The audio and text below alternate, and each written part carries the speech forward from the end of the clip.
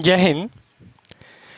हम लोग class 11th का फिजिक्स पढ़ रहे हैं, जिसमें चैप्टर 2 यूनिट्स एंड डायमेंशन हम लोग पढ़ रहे हैं, जो नीट और जेई दोनों के लिए इम्पोर्टेंट है, इवन बोर्ड एग्जाम के लिए भी इम्पोर्टेंट है, क्योंकि इससे बहुत सारे क्वेश्चन आता है। तो हम लोग अभी पढ़ रहे हैं डायमेंशन फार्मूला। यूनिट डायमेंशन में क्या पढ़े? Dimension formula. टॉपिक है डायमेंशन फॉर्मूला, है ना। डायमेंशन फार्मूला पढ़ रहे हैं। इसमें बहुत सारे डायमेंशन फार्मूला हम लोग निकाल चुके हैं, उसी में आज आगे पढ़ते हैं। आज का डायमेंशन फार्मूला जो होगा हम लोगों का, लगभग हम लोग कहाँ तक निकाल लिए थे? 30 तक निकाल लिए थे ना। आज 31 से शुरू करते हैं। पहले एक बार 30 का भी रिवाइज करा देते हैं। 30 में क्या पढ़े थे पिछले बारे में? 30 में पढ़े थे एनर्जी डेंसिटी का dimension formula. Energy density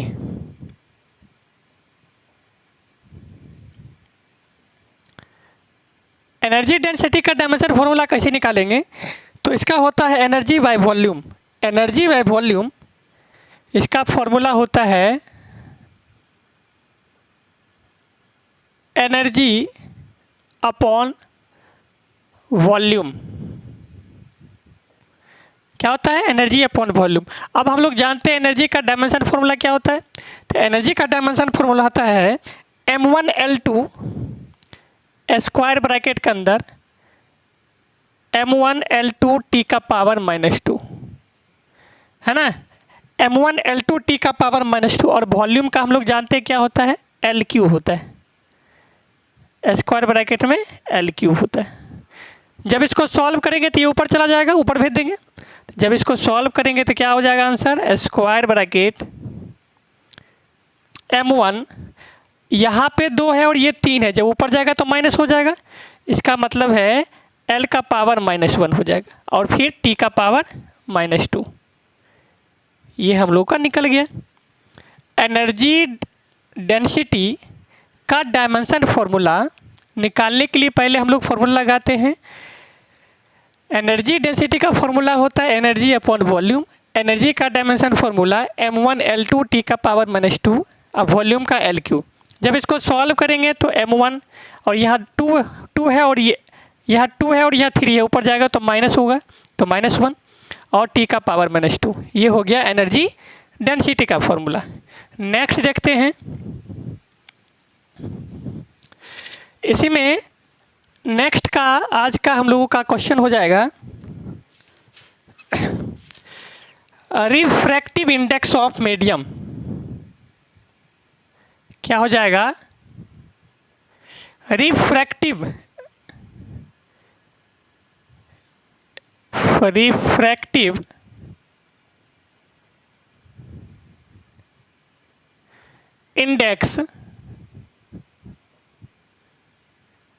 index of medium.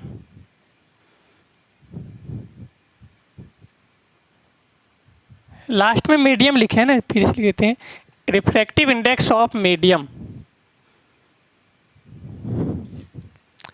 ये मीडियम लिख रहे हैं ना।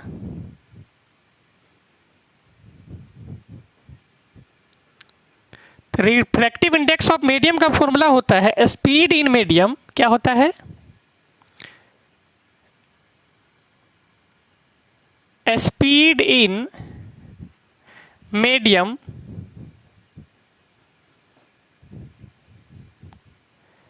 स्पीड इन मीडियम लिखे हैं, डिवाइड बाय वैक्यूम होता है। स्पीड इन वैक्यूम माने किसी मीडियम में कुछ का स्पीड क्या होगा, फिर उसी का स्पीड इन वैक्यूम, ये फॉर्मूला होता है रिफ्रैक्टिव इंडेक्स का। जहाँ तक इसका डायमेंशन फार्मूला निकालेंगे तो इसका डायमेंशन फार्मूला हो जाएगा, क्या हो जाएगा डायमेंशन फार्मूला? तो इसका हो जाएगा स्क्वायर ब्रैकेट m0 L0 और टी नॉट, क्योंकि इसका डायमेंशन फॉर्मूला होता ही नहीं है ना। जा रिफ्रैक्टिव इंडेक्स पर क्या होगा, रिफ्रैक्टिव इंडेक्स ऑफ मीडियम का dimension formula am naught L not T not होता है। चलिए नेक्स्ट इसी में चलते हैं। नेक्स्ट क्वेश्चन हो जाएगा कि रिलेटिव इंडेक्स, ये 32 अब हो जाएगा। रिलेटिव डेंसिटी,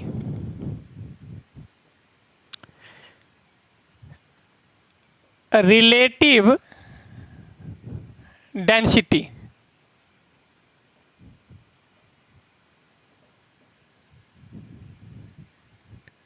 रिलेटिव डेंसिटी का फॉर्मूला होता है डेंसिटी ऑफ मटेरियल, क्या होता है,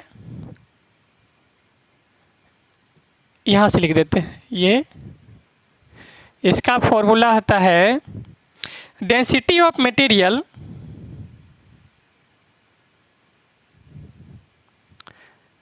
डेंसिटी ऑफ मटेरियल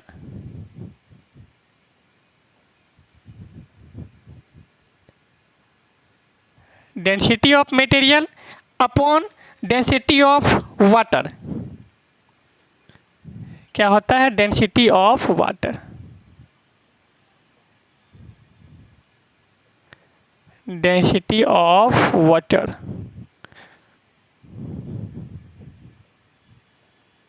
है ना।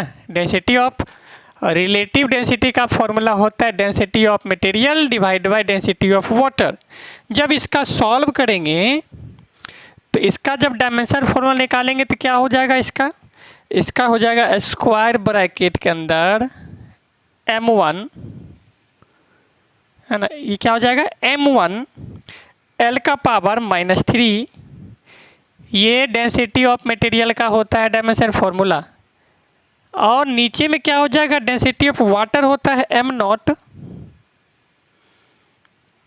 m1 होता है और t का पावर कितना -3 होता है, ये वाटर का हो गया, वाटर का डेंसिटी। जब इसको सॉल्व करेंगे ना तो m और m तो घट के कितना हो जाएगा, 0 हो जाएगा,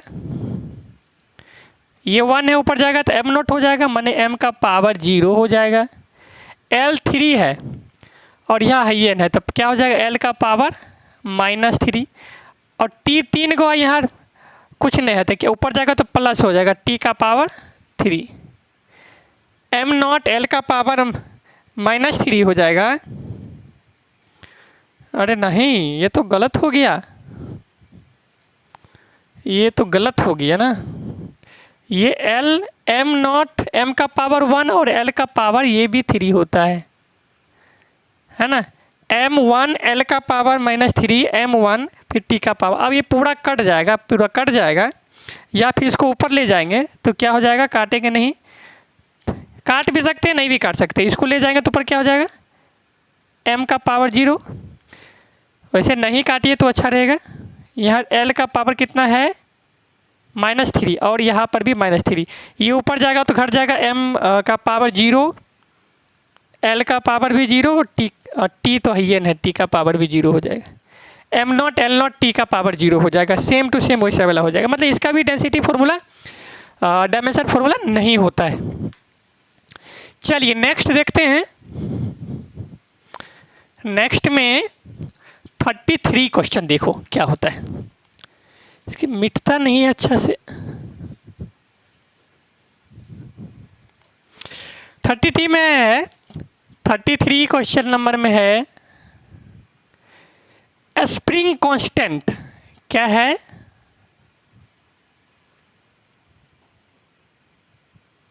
स्प्रिंग कांस्टेंट,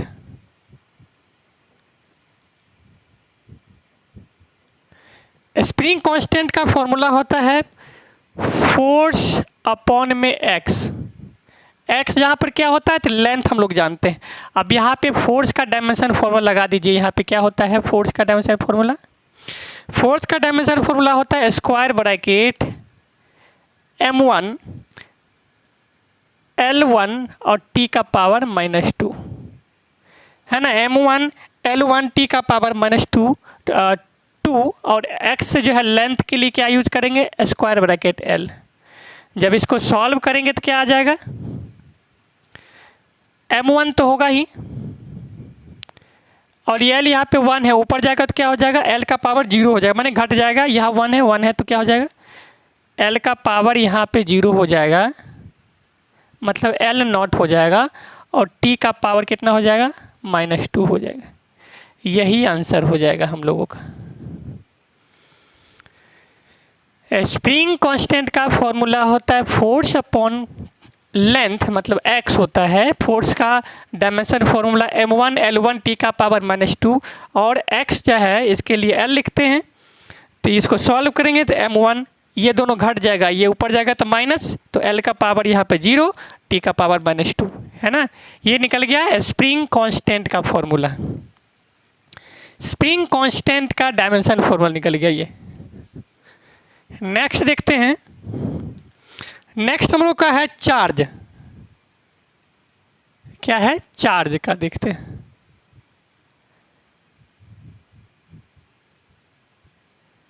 चार्ज का डायमेंशन फॉर्मूला निकालने के लिए क्या करेंगे, इसका होता है current into time. Current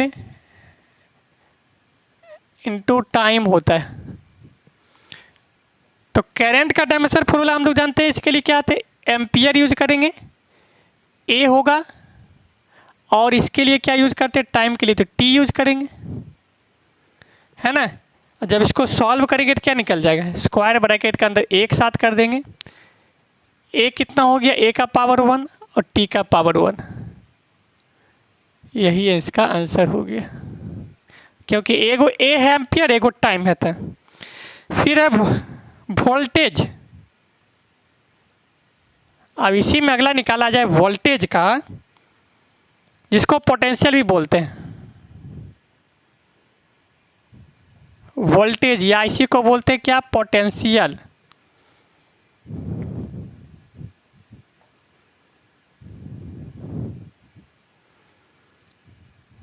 potential, इसका फॉर्मूला क्या होता है पोटेंशियल का, तो पोटेंशियल वर्क बाय चार्ज होता है। क्या होता है, वर्क अपॉन, ये वर्क लिखे हैं, नीचे में चार्ज। वर्क अपॉन चार्ज करेंगे तो वोल्टेज निकलेगा, मतलब पोटेंशियल निकल जाएगा। तो वर्क का हम लोग को जानते हैं, वर्क का डायमेंशन फॉर्मूला होता है क्या, m1 L2 t का पावर m1 L2 और t का पावर -2, है ना। m1 L2 t का पावर -2 होता है, और नीचे में जस्ट अभी चार्ज का निकाले, चार्ज का क्या होता है, a का पावर 1 और t का पावर 1, इसको स्क्वायर ब्रैकेट में बंद कर दिए। जब इसको सॉल्व करेंगे तो क्या निकल जाएगा, स्क्वायर ब्रैकेट के अंदर एगो m है तो m लिख देंगे m1, l कितना है तो l 1 है, 1 l लिख देंगे, 1 l है। t कितना हो गया, यहाँ 2 है, 1 ये है, जब ये ऊपर जाएगा तो जुट जाएगा, तो मैंने t का पावर -3, और एम्पियर कितना है तो 1 है। यही आंसर हो गया। तो वोल्टेज का, या फिर इसको बोलते हैं पोटेंशियल डिफरेंस, पोटेंशियल का डायमेंशन फॉर्मूला निकल के आया m1, ये m लिखे हैं, है ना, क्या लिखे हैं, m1 L1 t का पावर -3 a का पावर -1, यही निकल के आया हम लोग का क्वेश्चन का आंसर। चलिए नेक्स्ट करते हैं। बड़ा बड़ा इसलिए लिखते हैं कि दिखे आपको साफ साफ, छोटा लिखेंगे तो दिखाई नहीं देगा बढ़िया से, क्लियर नहीं दे। तो वोल्टेज का नहीं, अब ओम्स लॉ का निकालते हैं। अगला जो है Ohm's law.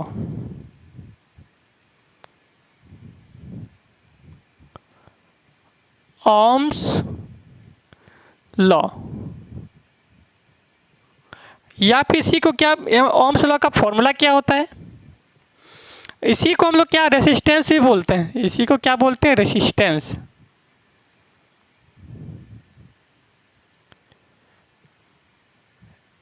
Resistance,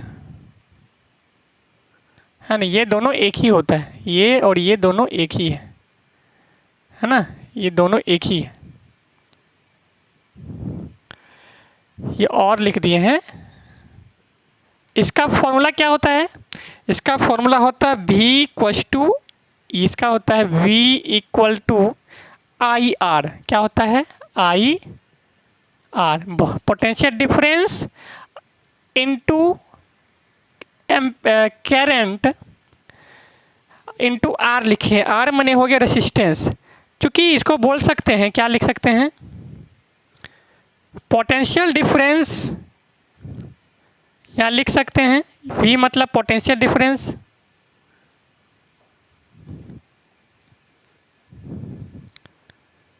potential difference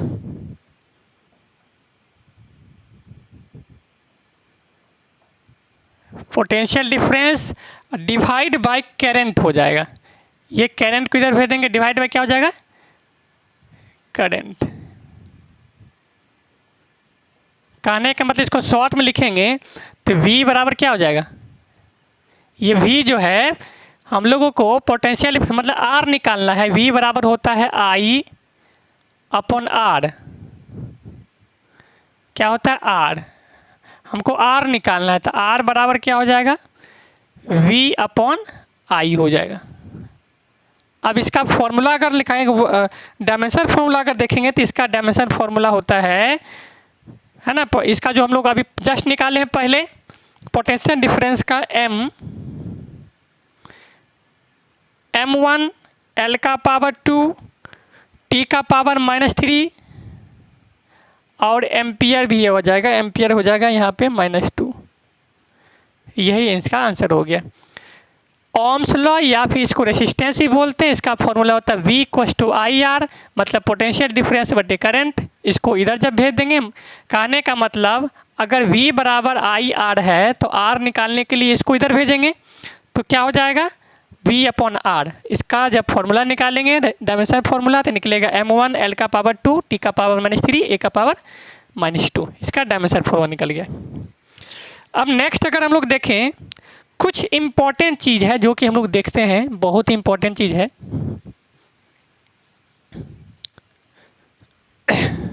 यहाँ से क्वेश्चन आता है बहुत ज़्यादा, जो भी हम पढ़ने जा रहे हैं वो उससे इम्पॉर्टेंट है, क्योंकि उससे क्वेश्चन बहुत ज़्यादा आता है एग्ज़ाम।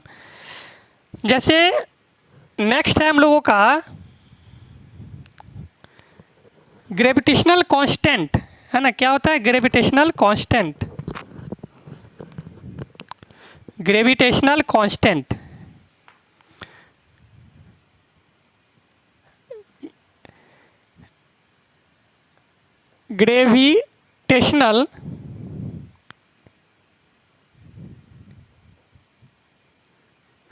ग्रेविटेशनल कांस्टेंट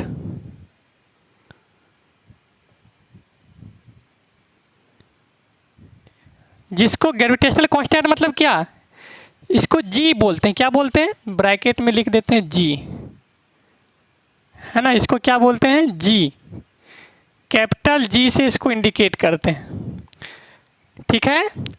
तो या फिर देखा जाए, चूँकि फोर्स का अगर देखा जाए तो फोर्स बराबर होता है क्या? Capital G m1 m2 divide by R square होता है, ठीक है। ये F मतलब हो गया फोर्स, G मतलब हो गया ग्रेविटेशनल फोर्स, M मतलब मास, M मतलब मास, माने दो गो मास है m1 m2, और R हो गया रेसिस्टेंस, अरे सॉरी रेडियस, R हो गया रेडियस। रेडियस किसके लिए यूज होता है? रेडियस का जो डायमेंशन होता है किस में होता है? तो लेंथ में होता है। किस में होता है? लेंथ में होता है। जैसे मानिए यहाँ पे R है, R स्क्वायर, अगर इसके नीचे 1 कर दें, क्रॉस मल्टीप्लाई कर देंगे तो क्या हो जाएगा? F इंटू R स्क्वायर हो जाएगा। इधर क्या बच जाएगा?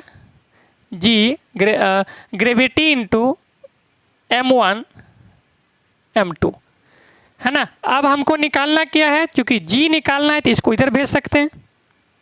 G बराबर हो जाएगा, ये पूरा का पूरा लिख देंगे यहाँ पे एफ इंटू आर स्क्वायर है, और नीचे में हो जाएगा क्या, m1 into m2, m1 m2 कैसे हुआ देखिए, क्रॉस मल्टीप्लाई कर दिए, f इंटू आर स्क्वायर हो गया, इधर बच गया g m1 m2। अब हम लोग क्या किए, m1 m2 को इधर भेज देंगे तो g का वैल्यू निकल जाएगा, तो क्या हो जाएगा, g equal to v into R square divide by m1 m2 निकल जाएगा। अब इसका डायमेंशन फॉर्मूला निकालते हैं। ये फोर्स है, फोर्स के लिए क्या यूज करते हैं हम लोग, फोर्स का डायमेंशन फॉर्मूला हम लोगों को पता है, क्या होता है, m1 L1 m1 L1 और t का पावर -2, t का पावर -2 होता है, ठीक है। और r चूँकि रेडियस में होता है तो इसके लिए क्या लिख सकते हैं, L स्क्वायर होता है, चूँकि स्क्वायर में है तो इसीलिए यहाँ पे L स्क्वायर लिखे हैं। L का रेडियस का डायमेंशन लेंथ में होता है इसलिए L लिखे हैं, स्क्वायर है तो वहाँ पे स्क्वायर लिख दिए। नीचे मास लिखे, मास के लिए m1 m2 है, तो मास के लिए क्या यूज करते हैं, m यूज करते हैं, तो एक m यहाँ पे और एक मास m यहाँ पे। जब इसको सॉल्व करेंगे तो क्या निकल के आएगा आंसर, जब इसको सॉल्व करेंगे यहाँ आ जाएगा, यहाँ पे लिख देते हैं, ये लिख देते हैं। इसका जब सॉल्व करेंगे तो क्या आ जाएगा आंसर,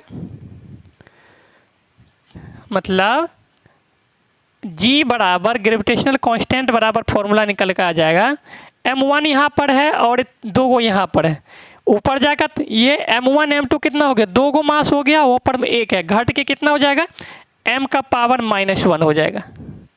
फिर l वहाँ पर 1 है और l यहाँ पर 2 है, तो दोनों जुट जाएगा तो कितना हो जाएगा, l का पावर 3 हो जाएगा। t का पावर -2 है तो t का पावर -2 ही रहेगा, यही है इसका आंसर हो गया। इसको यहाँ लिखे, फिर यहाँ पे ड्राइव कर दिए हम लोग, क्या निकला, m का पावर -1, l का पावर 3, t का पावर -2, इसका आंसर हो गया ग्रेविटेशनल कांस्टेंट का। ये पूरा ड्राइव कर दिए, मतलब इसका डायरेक्ट अगर इसको सॉल्व किया जाए, यहाँ पे लिख देते हैं तो क्या हो जाएगा, स्क्वायर ब्रैकेट m का पावर -1 घट करके l का पावर 1 t का पावर -2, ये इसका हो गया, है ना। इसका वहाँ भी लिख दिए, यहाँ भी लिख दिए, जहाँ दिखाई दे रहा है आप नोट कर सकते हैं। चलिए नेक्स्ट करते हैं। ये था ग्रेविटेशनल कांस्टेंट का वैल्यू। हम यहाँ पे ग्रेविटी की बात नहीं किए हैं, यहाँ ग्रेविटेशनल कांस्टेंट, चूँकि ग्रेविटी जो तो नॉर्मली होता है सभी जगह चेंज होता है, बट ग्रेविटेशनल कांस्टेंट चेंज नहीं होता है। नेक्स्ट देखते हैं। नेक्स्ट में प्लैंक कांस्टेंट हो गया, क्या है, प्लैंक्स कांस्टेंट।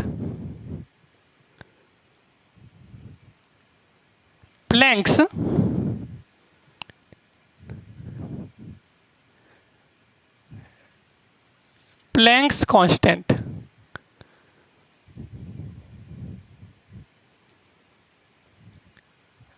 इसको ये साइंस इंडिकेट करते हैं h small h। Planck constant का अगर देखा जाए तो फॉर्मूला एक तरह से होता है क्या, E बराबर होता है एनर्जी बराबर h इंटू प्लैंक कांस्टेंट, है ना। अब हम लोग जानते हैं यहाँ पर हम लोग को ये निकालना है, कुछ इस प्रकार से साइन होता है ना, है ना, कुछ इस प्रकार से साइन होता है। स्मॉल h ऐसे लिख सकते हैं और ये भी लिख सकते हैं। तो हमको ये निकालना है तो h बराबर क्या हो जाएगा, h इक्वल टू हो जाएगा एनर्जी अपॉन v। एनर्जी का डायमेंशन फॉर्मूला हम लोग लिख सकते हैं, क्या होता है, m1 L2 t का पावर -2, L2 t का पावर -2, और नीचे में ये वेलोसिटी के लिए t, ये टाइम लगता है ना, वेस्कोसिटी बोलते थे, ये t का पावर -1, ठीक है। ये एक्चुअली जो होता है ना, ये फ्रीक्वेंसी है, ये क्या लिखे हैं, यहाँ लिख देते हैं, ये इसका मतलब जो है ये फ्रीक्वेंसी को इंडिकेट किए हैं। ये क्या है, फ्रीक्वेंसी है।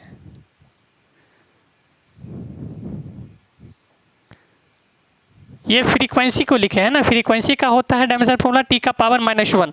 जब इसको सॉल्व करेंगे तो जब सॉल्व करेंगे तो हो जाएगा कितना, m का पावर 1 है तो m का पावर 1, L2 है तो L का पावर 2, बट t का पावर -2 है और एक ये है, ऊपर जाएगा तो प्लस हो जाएगा, मतलब घट के t का पावर -1 ही बचेगा।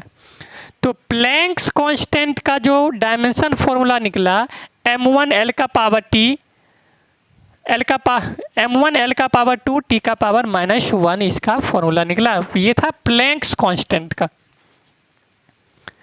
ये प्लैंक्स कांस्टेंट हो गया। अब नेक्स्ट चलते हैं गैस कांस्टेंट की ओर। ये सब गैस कांस्टेंट वगैरह ये सब ना ज़्यादातर क्वेश्चन पूछता है। गैस कांस्टेंट क्या है,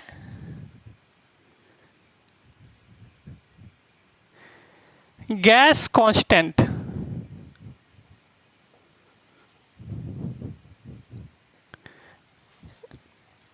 गैस कांस्टेंट को हम लोग कांस्टेंट के लिए R यूज कर सकते हैं।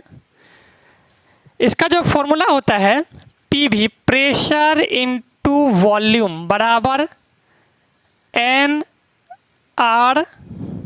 होता है।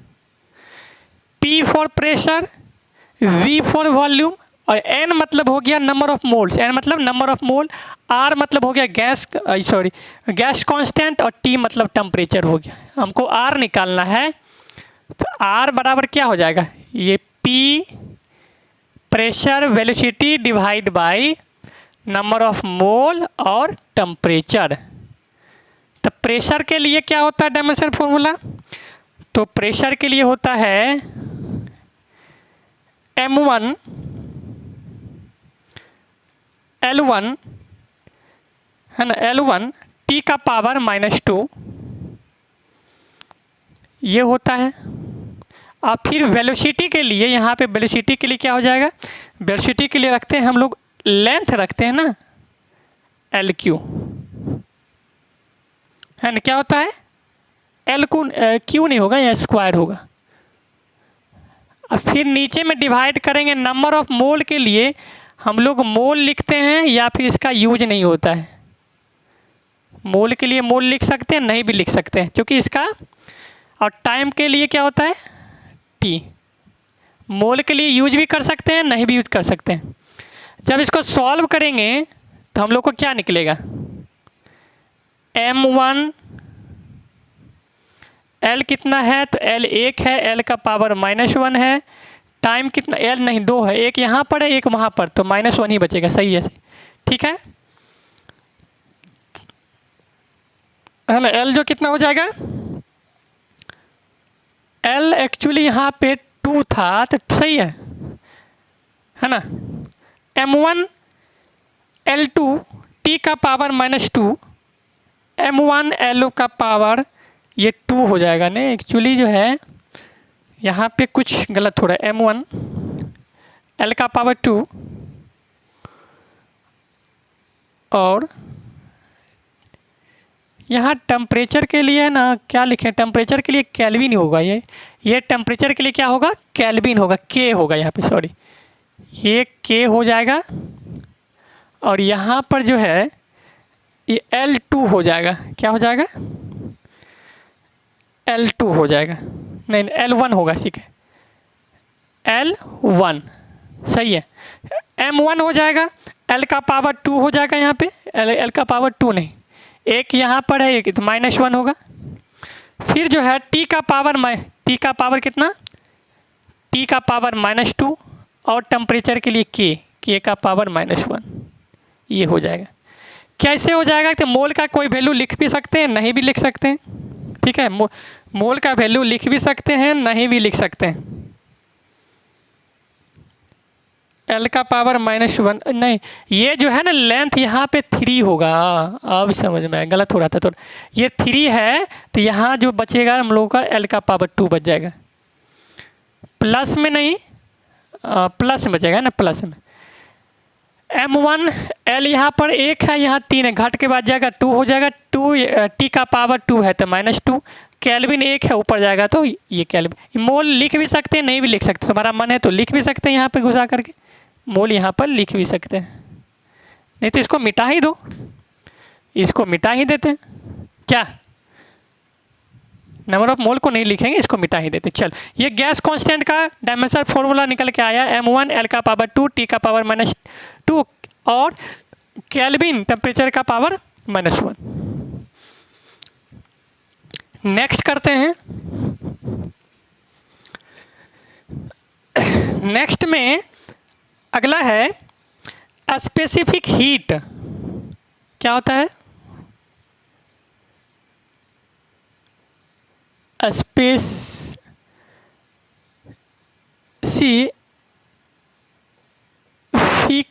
हीट, जिसको हम लोग एस से डिनोट कर सकते हैं।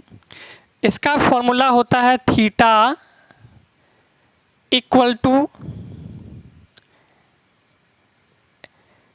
MC delta T, MC delta T, जहाँ पे थीटा जो है हीट को इंडिकेट कर रहा है और ये M जो है मास को इंडिकेट कर रहा है, ये M क्या है? मास का, और MC जो है मास को इंडिकेट कर रहा है और डेल्टा T जो है चेंज इन टेम्परेचर को इंडिकेट कर रहा है। तो यहाँ पे चूँकि हम लोगों को निकालना है हीट, यहाँ C भी लिख सकते हैं, ये S भी लिख सकते हैं। ये S लिखे हैं तो आप यहाँ S लिख सकते हैं, हाँ ये S है यहाँ पर तो S लिख सकते। चूँकि S निकालना है तो S बराबर हो जाएगा थीटा अपॉन क्या? Theta upon mass delta theta, mass M और डेल्टा थीटा बोल सकते हो, या डेल्टा जो T है वो भी बोल सकते हो। ये डेल्टा T नहीं, ये डेल्टा थीटा होना चाहिए और ये Q होना चाहिए। क्या है? Q। तो M डेल्टा थीटा। अब जब इसका डायमेंशन फॉर्मूला निकालेंगे तो हो जाएगा M1 L2 T का पावर -2 डिवाइड बाय निकल के आएगा क्या? स्क्वायर ब्रैकेट M और ये केल्विन के लिए K यूज हो गया। जब इसको सॉल्व करेंगे, सॉल्व करने के बाद हम लोग का फॉर्मूला निकल के आएगा M0, मास नहीं है ये, यहाँ पे 1 है, ये 1 है, घट के कितना हो जाएगा? 1 और -1, M का पावर 0। L कितना है? तो L का पावर यहाँ पे 2 हो जाएगा, यहाँ पे L2 है तो L का पावर 2 हो जाएगा। और टेम्परेचर कितना है? तो -2 है, सॉरी टेम्परेचर बोले, टाइम कितना है? तो -2 है और केल्विन यहाँ पे कुछ नहीं तो K का पावर -1 हो जाएगा। ये आंसर निकल गया। ये था स्पेसिफिक हीट का डायमेंशन फॉर्मूला। ये पूछेगा आपको, ये फॉर्मूला ये नहीं पूछेगा, ये डायमेंशन फॉर्मूला पूछेगा जो कि होता है M0 L का पावर 2 T का पावर -2 और K का पावर -1 होता है। एक क्वेश्चन और करते हैं लास्ट में। चलिए नेक्स्ट क्वेश्चन है विस्कोसिटी कोफिशिएंट। विस्कोसिटी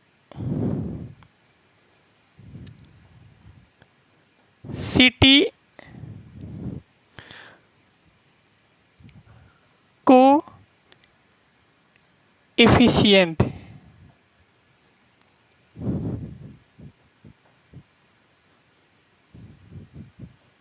इसका डायरेक्ट हम जो है डायमेंशन फॉर्मूला लिख देते हैं। इसका फॉर्मूला क्या होता है? डायरेक्ट इसका डायमेंशन फॉर्मूला हम लिख देते हैं। इसका डायमेंशन फॉर्मूला होता है, क्योंकि फॉर्मूला आप समझिएगा तो फिर लफड़ा हो जाएगा। इसका फॉर्मूला जो है सो और भी पेचीदा थोड़ा है। तो इसका डायमेंशन फॉर्मूला होता है M0 होता है M0 L का पावर -1 और T का पावर -1 होता है। ये इसका डायमेंशन फॉर्मूला हो गया। तो हम लोग जो भी इम्पोर्टेंट डायमेंशन फॉर्मूला होता है उसको हम लोगों ने पढ़ लिया है।